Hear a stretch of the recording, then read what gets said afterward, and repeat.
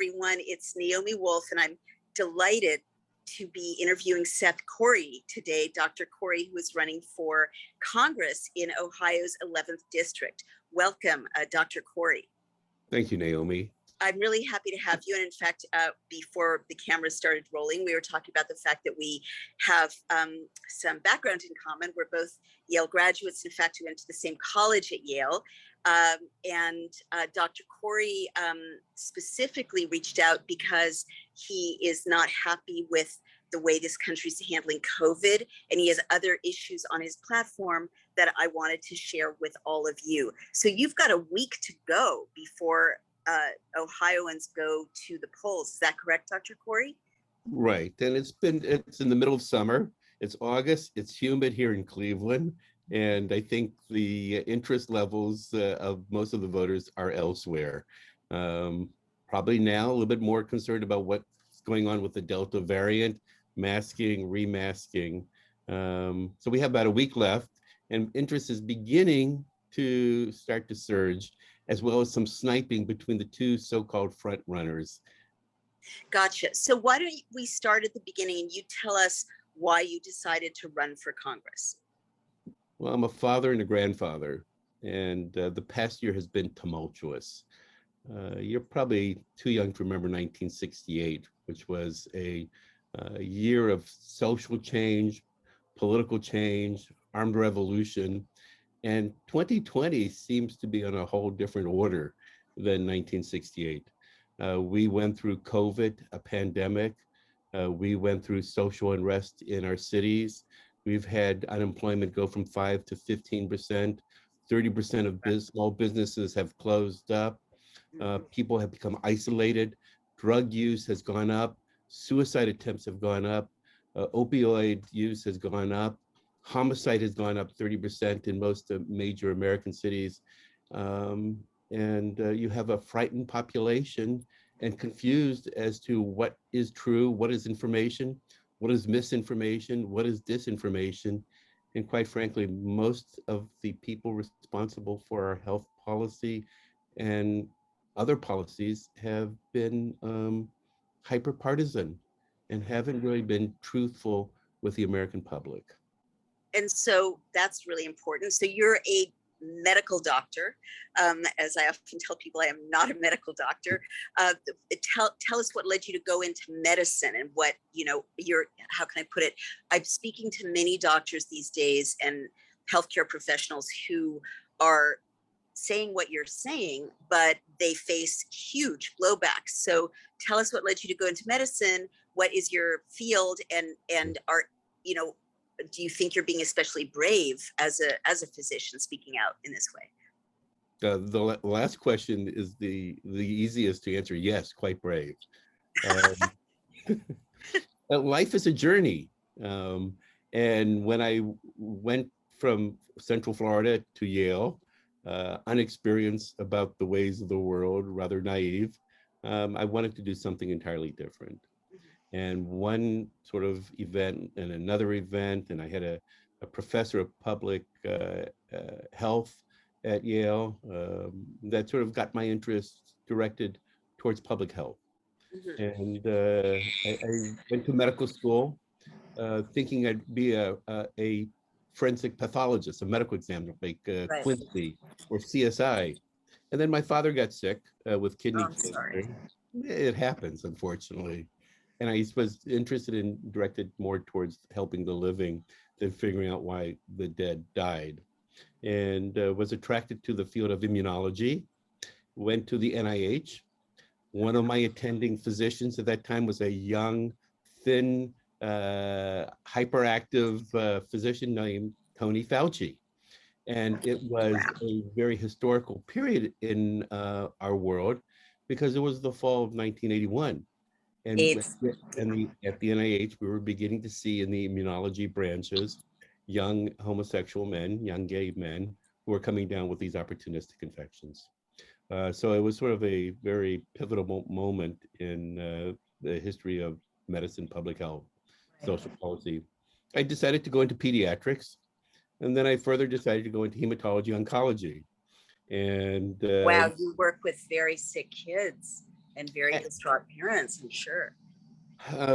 Yes, but the good news, correcting some of the information out there, is most children, not universal, will be cured of their cancers. Thank And God. so obviously we have more progress to go, but just in my lifetime, if I were diagnosed with leukemia when I was born or within the first couple of years of life, I would have had a 95% chance of dying.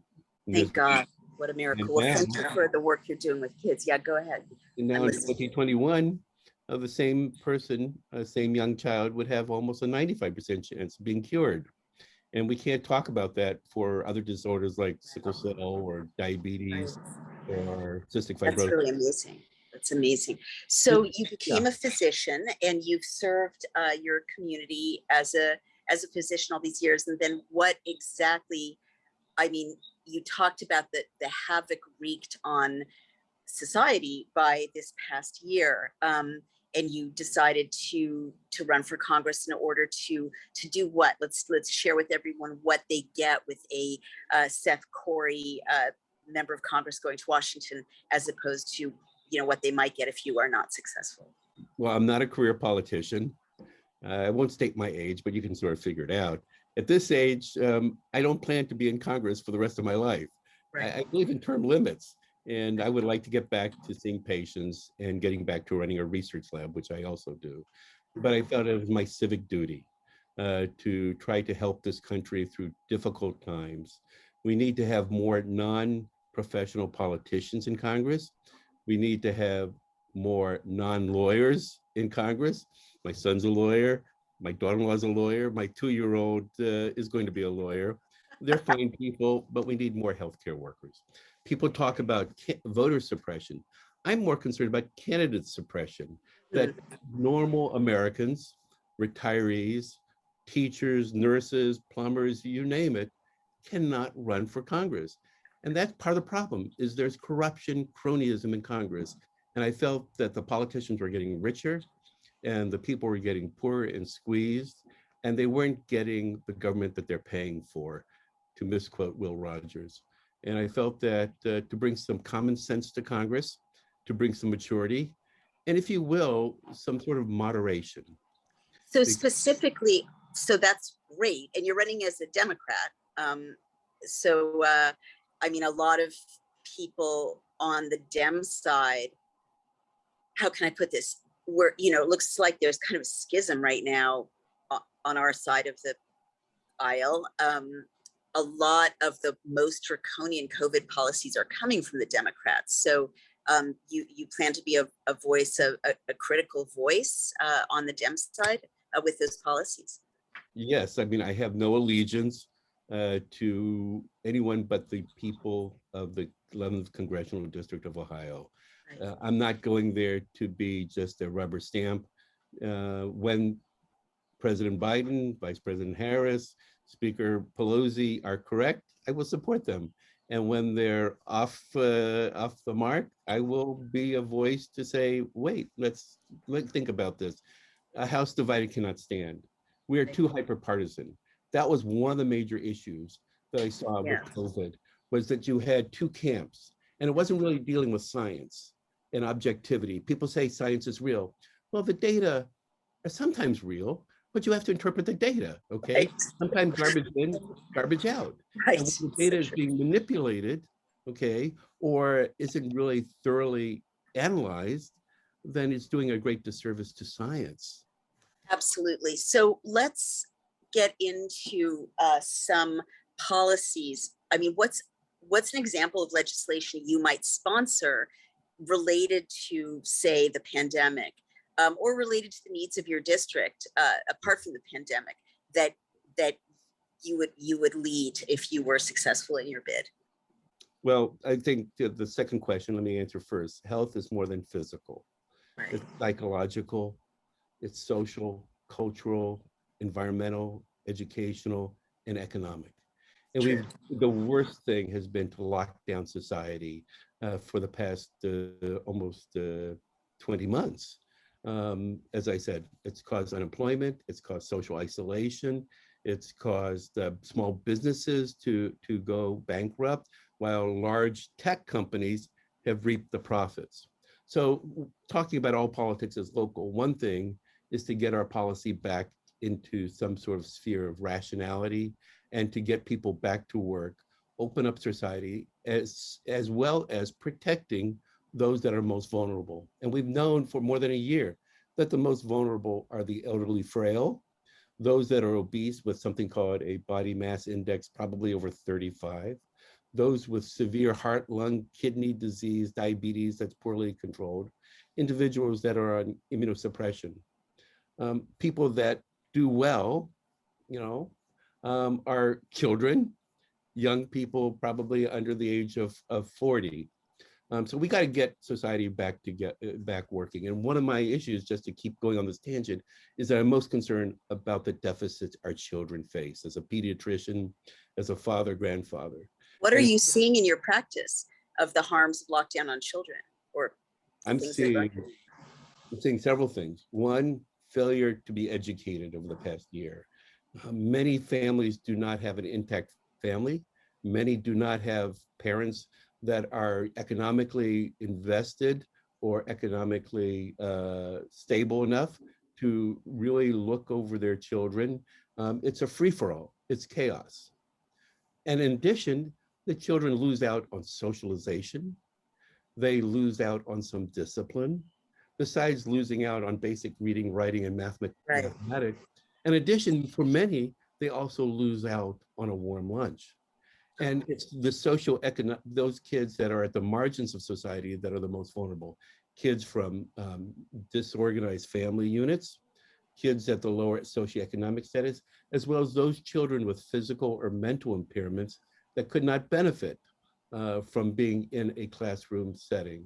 So we need to get the schools back open. We need to protect the teachers and the staff who fit into those risk factors, but we've got to get the kids. And the second thing is, there are about 60 million kids. The easiest way to get to herd immunity, which does exist, is to open up the schools and have the kids come down with the sniffles like my granddaughter did, perfectly healthy, had a snotty nose, okay, tested positive for coronavirus. My daughter had antibodies. She was fine, okay? So that was a big public health fiasco. Right.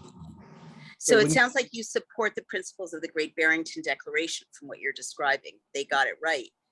Yes, yes, I do think so. And when you ask about like what to do about the COVID and the pandemic, the first part of your question, one of the things to get to Congress is basically put the people on the hot seat.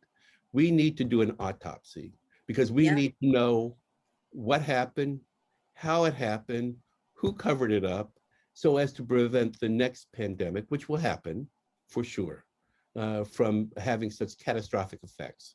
We need to know where the virus came from, how it, I believe the evidence, certainly in a very nice essay by Nicholas Wade, former science editor for the New York Times, an objective individual.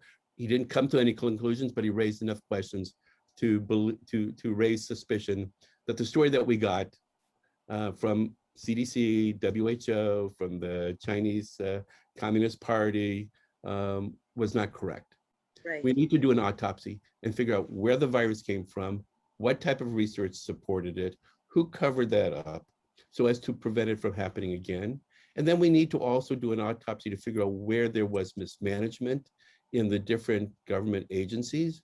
And we also need to do an autopsy on the media and how the media mishandled the information and steered the people into a pandemic of panic. Wow, these are powerful words. You're going to be super popular with the Biden administration. I'm kidding. I mean, the goal is to heal America. In the words of President Biden, he wants to heal America. And I fully support him 200% that we have to heal this country's divisiveness. And the first way to do it as a physician is to be honest with the people. If you don't know the answer, you say, I don't know. Right. So let me ask you this. You worked with Dr. Fauci. I know this is speculation, but you know more than most people. Why are thoughtful public health officials prosecuting such disastrous policies that have never been part of standard epidemiology or public health practice in an epidemic or pandemic before, as far as other experts have advised me? Why? What is the motivation? I will answer that question in a way that would be a little bit politic, because I am a practicing physician and I have to be careful of what I say, okay? I'm talking about in generalities. We have a large bureaucracy. It applies throughout society, and the biomedical research field is not immune to the bureaucracy, especially when there's sort of an integration between the biomedical research field, the public health field, and the bureaucrats. And bureaucracy just grows and grows and grows. And in my experience, I'm not talking about any particular individual in particular, the first goal of a bureaucrat is to keep his or her job and to protect his or her reputation. Yeah. Oh, sorry. So, you know, if it were me, my first reaction would be, I gotta protect myself. When I make a mistake, which is fortunately not too often, I call risk management. I'm very open. I say to the family, okay, this is what happened. I'm sorry that this happened. We will investigate this and we'll make matters whole again, okay? There is no such accountability in government, okay? The first thing should have been was risk management. What happened, why it happened, how did it happen, and how to prevent it from happening again. Right. Okay. I mean, I hear you, but they're 20 months later, as you point out, they're advancing aggressively the same failed policies. I mean, Dr. Fauci's emails show that he didn't think masking was useful, and no data I've seen shows that masking children is useful for the reasons that you pointed out. The harms are significant. The data are coming in for their language acquisition, their socialization. So why are they still pushing failed policies 20 months later? And I guess that is a question you will be getting if you're successful as a member of Congress. I think one can formulate several hypotheses. One is that they believe it and feel that it's an effective policy. And two is they're sort of just, keep digging a hole and do as we say. And bureaucratic, let's say, not inertia, but bureaucratic steadfastness. Right, stubbornness. But so to your first point, the data are in, and states that locked down didn't do better than states that were fully open. The worst hits came at different times, but the scientists of the Great Barrington Declaration explained to me that a pandemic is like a tsunami. It's going to move through a population, and that's why you shelter the vulnerable, and so on. But it's not like I have not seen any data that show that keeping people in their homes, keeping kids home from school stops the pandemic, right? I mean, there's lots of questions. One question that I have no insight into is why did the virus that came in from Europe into New York, the East Coast, why was it more virulent? They had case fatality rates that were twice as high as like the West Coast or the rest of the country. Now, some of that was obviously due to policy of the governors of New Jersey and New York sending the vulnerable back positive into nursing homes. So the vulnerable were infected and had a much higher case fatality rate. Was there something about the particular strain, which I haven't seen nucleotide sequence for, that made it more virulent in New York, New Jersey, Connecticut, that area? Was it because of the inoculation, for instance, in the New York City subways, where people were congested and in poorly ventilated subway cars for a long period of time? And so the commuter rails were sort of another factor in that. So those are some questions, about but to get back to your question is about the part of the problem is the dynamics of the pandemic was not played out because it was artificially manipulated by the lockdown that was supposed to go 15 days that turned into a year and a half. Thank you. And so what happens is like you take a mound of Play-Doh and you just smash it and it will flatten out, which means and the go away. epidemic will take a longer period of time to go through. On the other hand, as viruses stick in the community, in the population, they tend to become less pathogenic. And this is Right. where the data about the Delta variant, I think, really needs to be viewed much more critically as the Right. initial variant strain should have been viewed. Because even though there's cases, what's the difference between a case and a positive reaction in a PCR cycle? Like in Israel, they run the cycle for 37 cycles. So that introduces a small bit of contaminant will become positive, okay? Right. So Right. what's the right number of cycles to run on a PCR machine? 37, 30, 20. And if it's positive, does that mean that the virus is there, but is sort of not causing infection? Is it just Right. sort of a carrier state? So there's lots of questions about that. And No, then that's there's a such difference an between important cases and hospitalization. But if they're not getting sick, okay, Right. so Right. what? Okay, Right. we just need honest data. Oh And my God, this is the first time I've heard a doctor say if they're not getting sick, so what? I mean, to your point about the PCR tests, and I think this is something more and more people are starting to understand. From my point of view as a journalist, we've had a pandemic that we cannot verify because the PCR tests were the only measure for most of these cases that the New York Times reported on these dashboards. And if running them at too high a cycle threshold generates false positives, or there's a bit of material, as you described, as others have described, from a cold weeks ago that is not causing trouble, but it still results in a positive result. Journalistically, there is no independent verification of how many cases we've had. There's no way to know, right? and I'm not going to come to any conclusions. I'll let Right. people sort of make their own conclusions as to where the virus came from, who was involved in its propagation, what type of cover-up. That's for an autopsy. Just like we should also autopsy, if you will, the positive cases. And we should Right. autopsy the people that allegedly died from COVID with COVID or from COVID. You We are a need brave that- we doctor. need- What? That you're a We, brave doctor to say that. well, I may need a job after this week.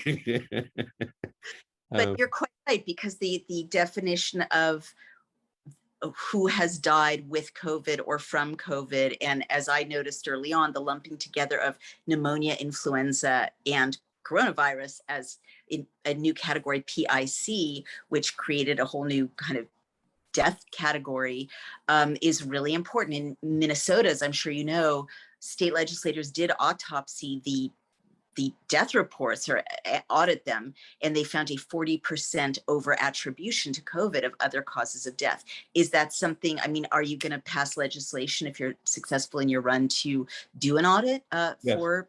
yes, but let me also state, I support vaccination for Right. those that are at risk, and it's a cost-benefit ratio. I Right. also feel that the COVID-19 was a serious viral infection that had a different profile of people that died from the disease than previous respiratory viruses. And that thirdly, the final testament will be the number of excess deaths that we have.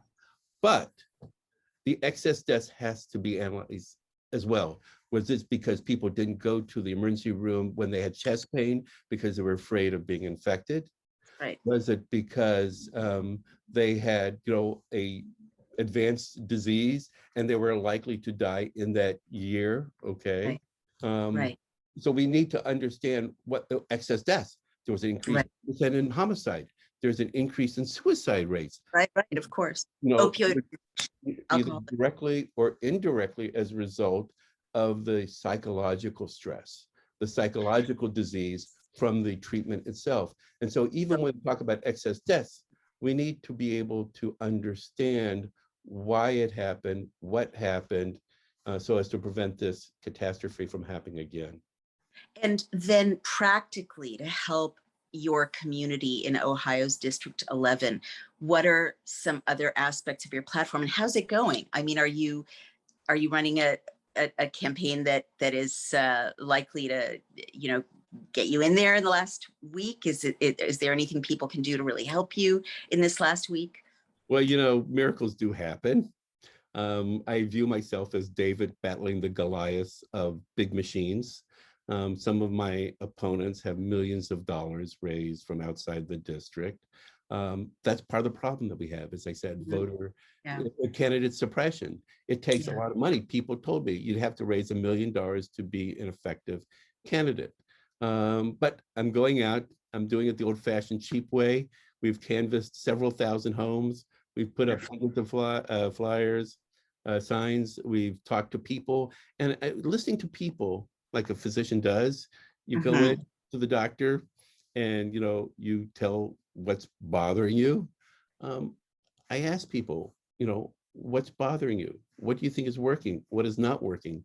And people, almost uniformly say they don't like the bickering in government.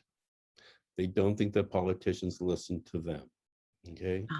And I think there's a large group of people out there that are, if you will, from an old generation ago, the silent majority, that are confused. They've been out of the loop as far as politics goes. They've gotten sort of distrustful of the process. And those people, that's the bedrock of our country. And they need to have a voice in Congress. And that's sort of the message I'm trying to get out, is that this doctor cares about their family and wants to hear what they have to say. Not that we're going to have 100% agreement, just like I don't agree with you 100% of the time, okay? But we need to talk to each other with civility and some sort of understanding about where the other person is coming from. Well, those are words that many people listening to this will embrace wholeheartedly wherever they are on the political spectrum. So if people want to donate to you, if they want to help you canvass, how can they get the vote out in this last crucial week? If they want to have a voice in Congress who will listen to them, who will act with civility, and who will put, it sounds like, as a centerpiece, probably not the only centerpiece of your platform, getting everyone back to work, back to school, and protecting the vulnerable. How can they help? Thank you for the opportunity. We do have Facebook. We have social media presence. Seth Corey, SETHCOREY for Ohio. And our website is Corey, COREY, for Ohio.us. And they can write to me at CoreyForCongress@Yahoo, and I will respond as long as it's polite. Okay, and so what is the actual day they need to vote in Ohio in the 11th district? Well, they can vote early through Monday, August 2nd, and the official election day is August 3rd. This is the Democratic primary. 80% of the district is Democrat. So whoever wins the primary will be de facto congressman. So there's a really real possibility that if everyone who listens to this message goes to online to vote, like, would they just Google vote online Democratic primary Ohio, or is the link on your? There's a link on our website. Great. To find out where and how to vote early. Vote early, wonderful. And then if you fail to vote early, you can vote on August 3rd, and the way you find your precinct, or the way you find where to vote, is also on your website, right? Correct. Corey, right. CoreyForCongress@Yahoo.com or CoreyForOhio.us. Dr. Corey, thank you Seth. so much. I feel very, Seth, thank you so much. I feel very inspired. We're not, we're nonpartisan. We're not supposed to endorse anyone, but it's wonderful, as you said, a politician who listens, who doesn't want that. Thank you. I want to be a politician. You can call me Seth, but do not call me a politician. A doctor who listens in Congress. A lot of people will be paying close attention. Best of luck to you, Dr. Corey, and thank you for sharing this time with Daily Cloud. Thank you, Naomi. Good day. Stay well. Thank you. Bye.